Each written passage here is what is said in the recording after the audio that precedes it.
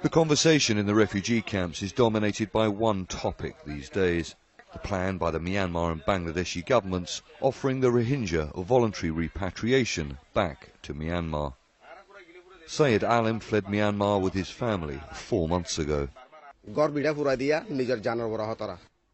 We have been tortured, killed, and our houses burned. We want Myanmar citizenship and ID cards saying we are Rohingya. I don't want to go to another camp in Myanmar. If Bangladesh and the rest of the world can protect our rights, then we will go back, but not yet. Muhammad Rafiq says he's afraid for many of his family who he's lost contact with in Myanmar.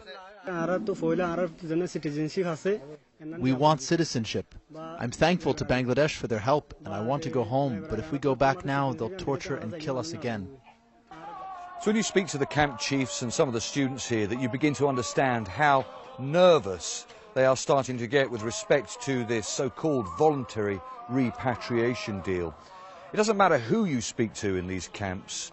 Everybody seems incredibly grateful to the Bangladesh government and international aid agencies with respect to the help that they have received here. But they are starting to feel as if they are being pressured into returning to Myanmar too soon. It costs the Bangladeshi government billions of dollars a year to shelter more than 1 million Rohingya refugees living in camps close to the border. The new plan is based on a similar one in the 1990s to repatriate Rohingya who had fled a previous crackdown by the Myanmar military. Many returned then, but last year's violence forced them to flee into Bangladesh once again. Aid organisations say the Myanmar army has killed thousands of Rohingya men, women and children in recent months. They say soldiers gang-raped women trying to flee, and hundreds of Rohingya villages have been destroyed.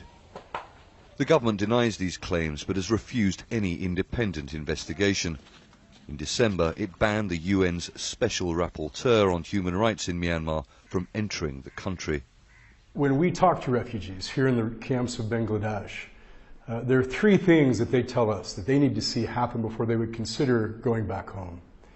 The first thing is the issue of citizenship, of legal status, needs to be resolved in Myanmar.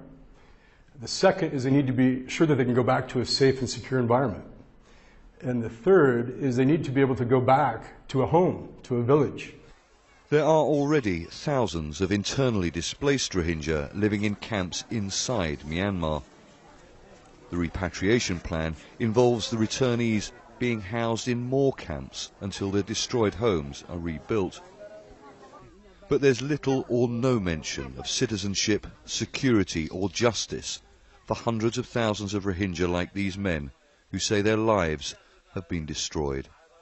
Charles Stratford, Al Jazeera, Kutupalong refugee camp, Bangladesh.